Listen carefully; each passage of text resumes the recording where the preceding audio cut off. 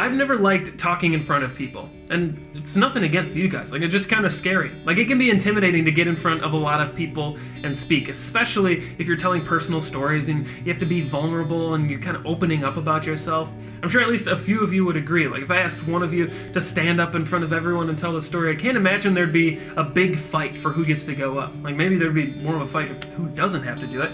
But more than just being nervous to get in front of people, I used to be terrified of getting in front of people. Which is weird, because I grew up singing in front of thousands, even tens of thousands of people at a time. But there was this point towards the end of middle school where I began to get stage fright, but not just like regular stage fright. I'm talking a fear that wasn't just mental, like it was physical. Like, I would get so scared mentally that I would start to black out if I got in front of people, which definitely happened during class presentations in high school. And now at the same time in my life, towards the end of high school, my friend invited me to church, and Jesus, he changed my life forever. And I started to think just about my future, that maybe I don't want to be a doctor, which is what I wanted to be my entire life growing up. And maybe instead I want to be a pastor. The only problem is I'm terrified of talking in front of people, but that's a hurdle for another time.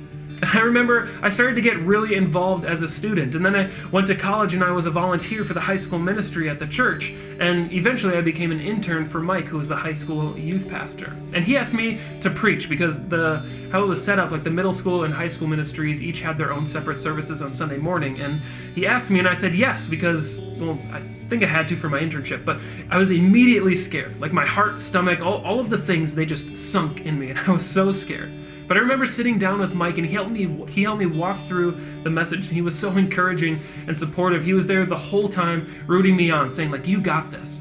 Because he realized that it was a huge step for me. Like, it took some boldness. And I remember getting up there and giving the talk. We were doing this series called F-Bombs, and I got F for forgiveness. And I'll tell you what, it was so bad. Like, it did not go good. I mean, it wasn't a total disaster. Like I said, everything I prepared, but it was just not what I would call smooth by any means. But that's not what it was about. Like, it was about taking that bold step and growing in the process of that experience. And I'll tell you what, like, it was scary to get up there, but it was so much easier knowing that I had Mike there supporting me the whole time, whether I nailed it or whether I passed out on the stage and smacked my head on the drums on my way down. Like, him being there made a huge difference for me. Because I'll be honest, like, if I would have had to just get up and speak at some random church all by myself, I don't think I could have done it. But having Mike there, who was in it with me, made being bold so much easier. Like, getting up there was so much easier. And that's kind of what we're talking about today in this series on boldness. Like, more than just being bold about what we believe, is this idea that being bold is easier together. Because I think deep down, like, we all have this desire to be strong and brave and bold. Like, even if you're sitting here and you're not really sure what to believe about God just yet, I think we can still all relate to this desire deep within us to stand up for what's right, which is something we get a good picture of as we continue in the story of Daniel. If you remember from last week, at this point in time, the people of God, including Daniel, had been taken captive by an enemy nation called Babylon, which was ruled by King Nebuchadnezzar.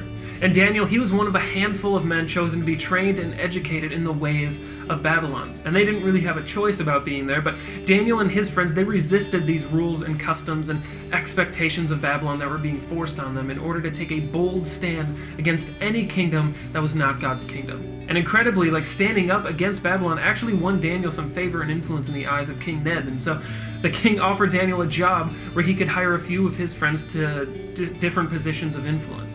And so Daniel, he chose 3 of his close friends named Shadrach, Meshach, and Abednego to help him rule the kingdom of Babylon. And what happened at this point in the story is pretty crazy. Like, Daniel's friends, who were also followers of God, they were told that they needed to bow down and worship a golden statue of King Nebuchadnezzar, which seems like a silly and ridiculous command, but the king was serious, and he said, if you don't bow down, we will kill you. Again, seems a little over the top. I think Neb had some insecurity issues.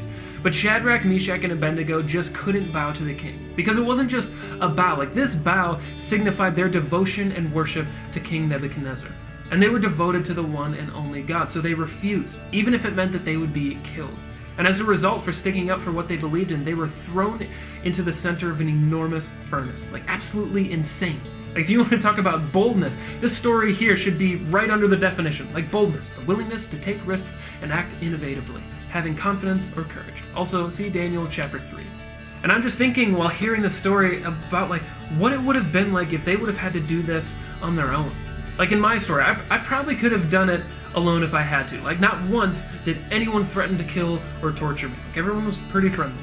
But these guys, they stood up to the king like a bunch of bosses, and they stared death in the face for the sake of God's kingdom, and they did it knowing that they were in it together. Like, they weren't alone. They could be bolder because they were bold together. They had each other.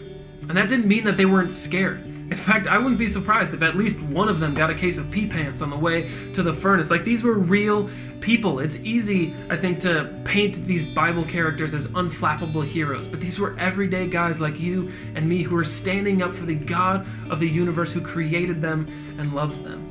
I can only imagine the conversations that were happening behind the scenes, like the real raw moments of fear and doubt, but also like them building each other up in those moments of fear and doubt. Like, guys, we're gonna die. Like, what are we doing? I can't die today. Like, I left a roast in the oven. I'm recording the new American Idol episode. This is just terrible timing. And then hearing like, dude, God is faithful. We're in this together. Idol, it'll be waiting for you when you get home. Like, come on, let's go. And they stood there together. In the face of a fiery furnace, the doors open and they can feel the heat on their skin. They were there for each other, standing shoulder to shoulder. And then they were forced and thrown in. But then something happened that nobody expected. They didn't burn. Like, the fire did nothing to them. They were being protected by someone, and the king, he ran over, and I'll pick up the story in Daniel 3 verse 24, which says, "Suddenly King Nebuchadnezzar jumped up in alarm and said, 'Didn't we throw 3 men bound hand and foot into the fire?' 'That's right,' they said. 'But look,' he said, 'I see 4 men walking around freely in the fire, completely unharmed. And the 4th man looks like the son of the gods.' Nebuchadnezzar went to the door of the roaring furnace and called in, 'Shadrach, Meshach, Abednego, servants of the high God, come out here.' And the 3 of them walked out of the fire.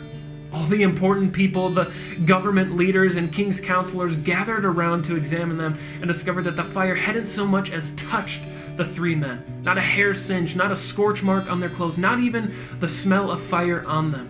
Nebuchadnezzar said, 'Blessed be the God of Shadrach, Meshach, and Abednego. He sent his angel and rescued his servants who trusted in him.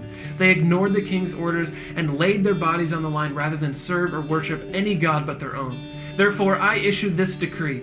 Anyone, anywhere, of any race, color, or creed who says anything against the God of Shadrach, Meshach, and Abednego will be ripped to pieces limb from limb and their houses torn down. There has never been a God who can pull off a rescue like this.' Then the king promoted Shadrach, Meshach, and Abednego in the province of Babylon." Wow. I can't imagine what it would have been like to be in their shoes, like what they experienced, what they saw. But here's the thing that I do know for sure, and even King Nebuchadnezzar saw it and said it himself. God was with them. And one thing we know is that, while it was probably incredibly difficult to take a stand this bold, I think these guys would agree that being bold is easier when you're bold together.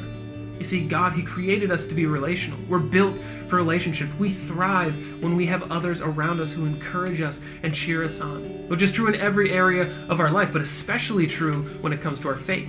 Like, when we do things that seem difficult with like-minded people, difficult things become a little less difficult. And then out of that experience comes growth. And so let me encourage you, like, don't do life alone. And let me remind you too that you aren't alone. Just look around this room at all of these amazing people that we get to do life with. People that are here to encourage you and each other and walk alongside each other when things get tough. There are going to be plenty of times in your life when you're going to need to be bold about your faith. Now, you might not be pressured to worship a giant golden statue or be thrown into a furnace, but you might feel God nudging you to share with someone why you believe what you believe, or to bring someone to church with you, or to defend someone who's being hurt or bullied or ignored. Like, those are big things that require boldness, and I hope you see this week that it's better to be bold together. And so right now I want us to do something. I want you, if you have your phone, to take it out. I want you to think about the people who are in your life who help you be bold about your faith. Like, maybe it's a friend or a mentor, a family member, your small group leader. Maybe it's a whole bunch of people. I can think of a bunch for me.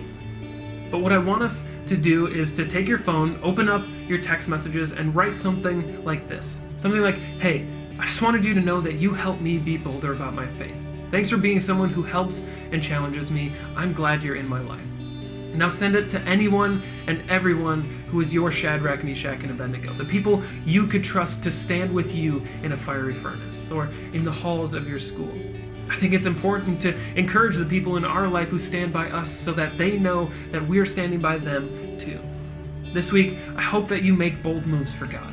I hope you surround yourself with encouraging, Christ-loving people. I hope you're friends with those people. And alongside those people, I hope that you cheer each other on and encourage each other and be bold together, because we need each other.